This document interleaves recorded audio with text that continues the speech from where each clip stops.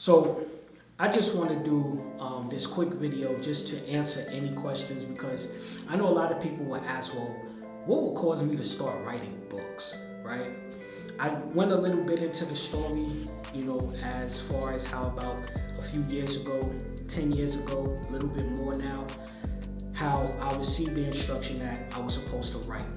And like I said, there was a lot of different situations that had come about, so many different circumstances that got in the way where I wasn't able to actually, dig my feet in and actually get comfortable enough to actually write, okay? But it's always been within me. Every chance that I had to, finally get ready to write, like I said, there would be other situations that will come about and literally almost like deter me from writing. There's been so many different manuscripts that I've had on my MacBook just sitting for years.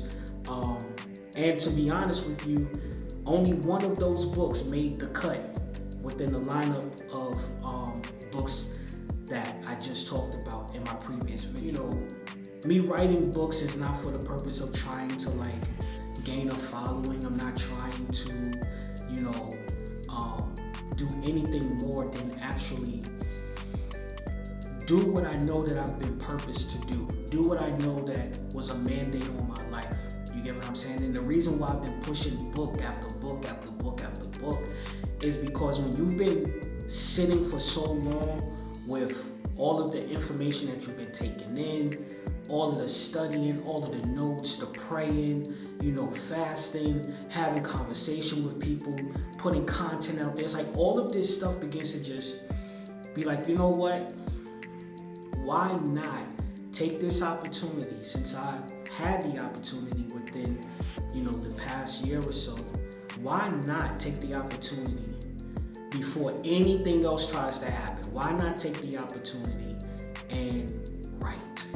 And so I did. All praises be unto the Most High, right? All praises be unto Him, because He's allowed it to come through in full force. I was actually doing a TikTok video where I was talking about the 5 levels of transformation.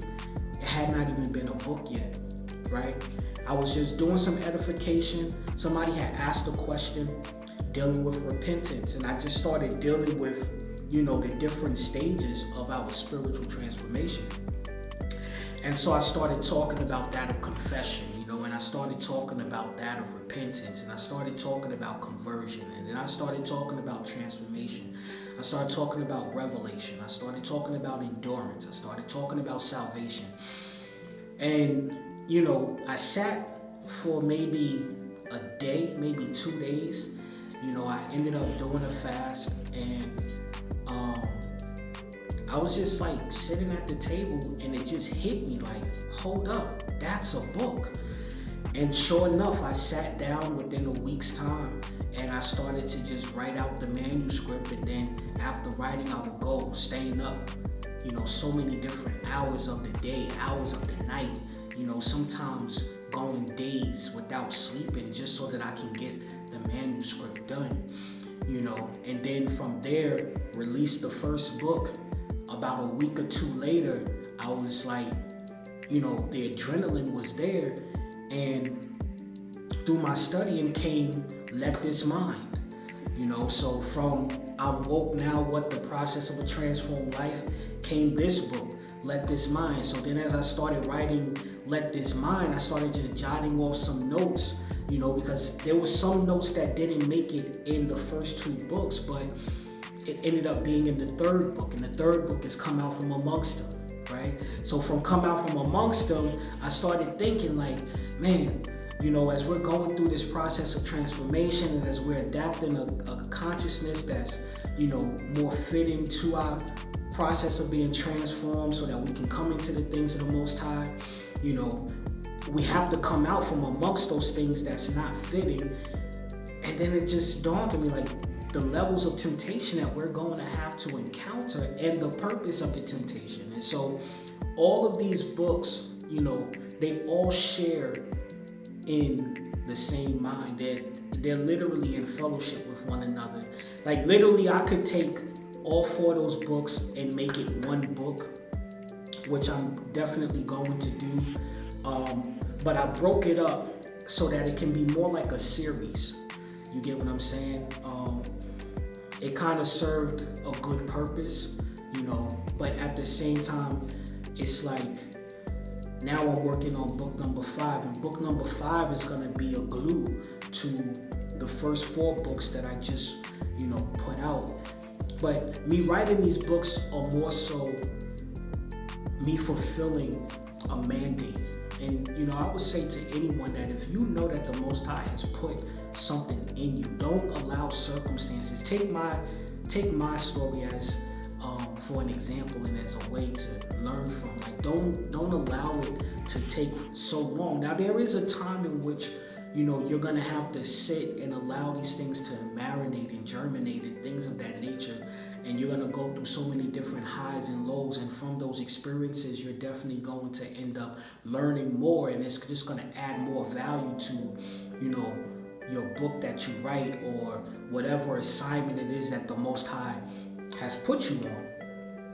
But if it's because of procrastination and because of fear, because of the circumstances that you may have to encounter, I would say to you, don't allow that to deter you from doing what the Most High has called you to do. I just thank the Most High that I've been able to, in this moment, in this time, in this season, be able to literally put forth the material. I pray that it bless those who read the material. This is not something where it's like trying to flex. As much as I'm excited over the fact that I've been able to push out the material, it's not a flexing point. It's a point of edification. It's a point of being able to just pour out. When I did ministry, many people know, those who know me in personal life and those who've gotten to know me, you know that I come from a Christian background, and so I was heavy in church ministry, especially in the state of Virginia, to the point I've had my own ministry. I did a lot of different, outreaches, a lot of different community Bible studies, also, opened up my home to teach Bible study. I've served in so many different capacities in so many different ministries and helping other ministries build, so many different things. And, I've experienced so much, and I've always been the type of individual to pour out no matter what I was going through, no matter what, it's like, that's all I know. And coming into this truth awakening and coming away from the so-called Christian ministry, right? Church ministry, I should say, because ministry doesn't stop just because you're no longer part of a certain subgroup like Christianity, right? But ministry doesn't stop. And so with that being the case, I'm still always about pouring out. But coming into this truth awakening, you don't really see many people who's constantly pouring out for the purpose of strengthening and truly edifying the souls, edifying the spirit, edifying the consciousness of those that are seeking truth, that are seeking to understanding, seeking to, gain knowledge and all these different things. And so it's like me asking the Most High, how can I best serve? And one of the things that I got in my spirit was to write. I've always been a person that wrote, whether it was poetry, spoken word, music, whatever it was. I've always been a person to write, to scribe. That's just who I am. I truly believe that these gifts that the Most High gives us is for the purpose of edification, exhortation, and comfort. It's so that His will can be made manifest, so that those that we will share covenant with would be edified. And so I'm saying all, this journey is not always the easiest. It can be very complex. It can be a little bit frustrating. It can be a little bit draining. And one of the things that drains us the most and that complicates our journey the most is not knowing. Whether it's not knowing what's expected of us, whether it's not knowing where we're going, whether it's us not knowing our purpose, us not knowing our destiny, us not knowing, our assignment, not knowing what's going to happen one season from the next.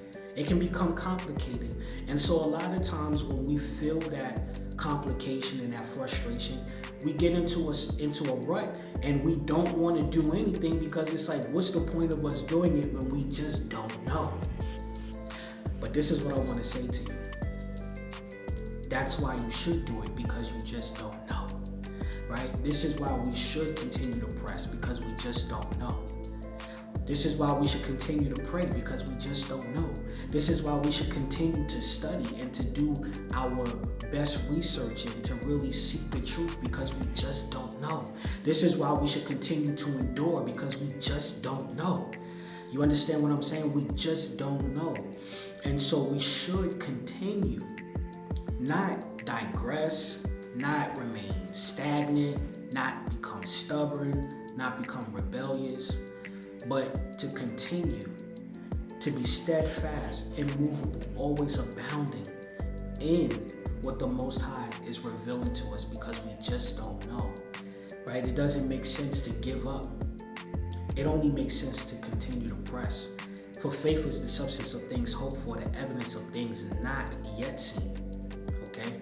The truest thing about faith is, if it's the substance of things hoped for, and it's also the evidence of things not seen, then we have to understand that faith is literally telling us or revealing to us that it is exactly what it is that we're expecting, right? Faith cometh by hearing the word of Yahweh, right? He gives us the word, his word of promise, his word of truth, the word of knowledge, the word of understanding, word of counsel, word of prophecy, right? Word of instruction, his word. For man shall not live by bread alone, but by every word that proceeds from out of the mouth of the Most High Power, right? So with that being the case, when we receive the word, whether by reading it, whether by us hearing it, whether by us, somebody might be speaking something and it just registers in our spirit.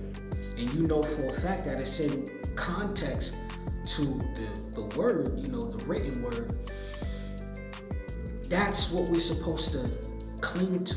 We're supposed to cling to that. But there's no greater word than the word of covenant, the word of promise, and the word of instruction that we also read in the Tanakh, right? That's dealing with the law and the prophets. Because it's within the law and within the prophets that we understand and we get to see what the Most High expects from us, what is it that moves him, the things that are displeasing to him, and also gives us the culture that we're supposed to adopt and adapt to, right? We're not supposed to take on the mindsets and the powers or the deities of the other nations, right? Those who share a mind and intent of the hearts and desires that go totally against the Most High, right? And so I just put this out there because it's important that we adapt this type of mindset. Walking by faith means to really cling to the law and the covenants of the Most High, to study and to really be counseled by those testimonies of our patriarchal fathers, and also dealing with the prophets, and even what we saw during the time of the Mashiach and the disciples, who all come from the same lineage. And so if we can just study and get a full understanding or a better understanding, of course we're not going to get it all in one day, but every time that we wake up, the Most High allows his breath to continually pump within our bodies. We should be taking time to understand, Abba, what is your will? What is your mind for me on today? Right? That's what Mashiach said, Matthew 6:33. Seek you first the kingdom of Yah and his righteousness, and all these things shall be added unto you. What things? Those things that's been allotted to you. Right? There are true allotments from the covenant. We have an inheritance that's within the covenant. But how do we know what's in the covenant if we don't read the covenant?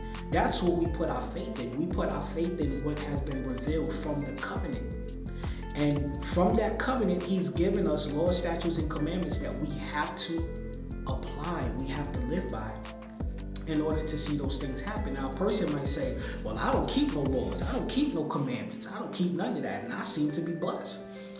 Well, guess what? The Most High, he reigns on the just as well as the unjust, right? He makes sure that the sinner has food to eat, the same way he makes sure the righteous man has food to eat. But at the same time, it's not good enough to just say, well, I don't keep that and I'm still blessed, because that's not actually being blessed. That comes with sorrow somewhere down the line, right?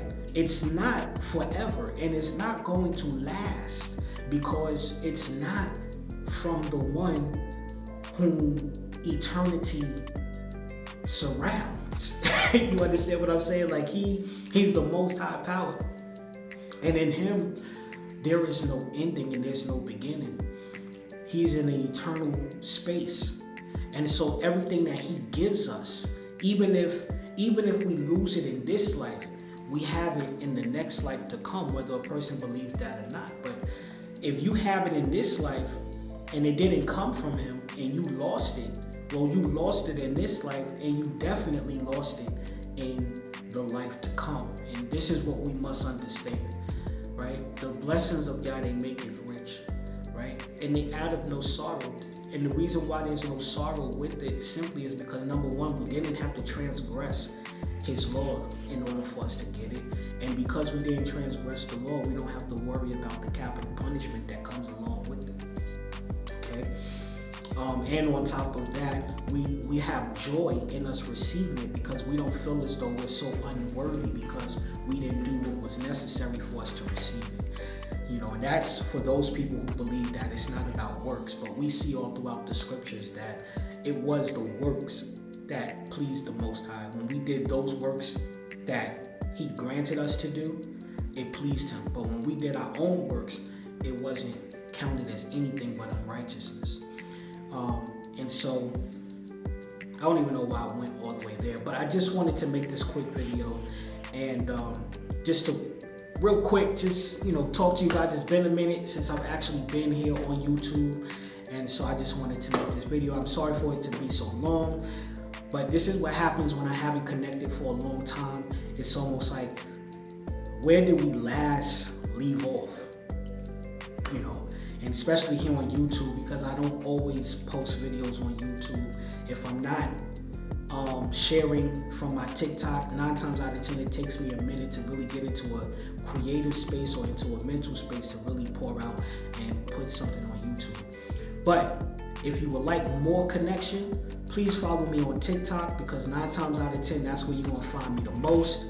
TikTok, and from TikTok I'm usually here. So be sure to click those links so that you can get those books. If you have any prayer requests, as stated in my other video, you can always leave the comment below, or you can just hit me in DM if you follow me on any of my social medias. Come on, let's connect. Shalom.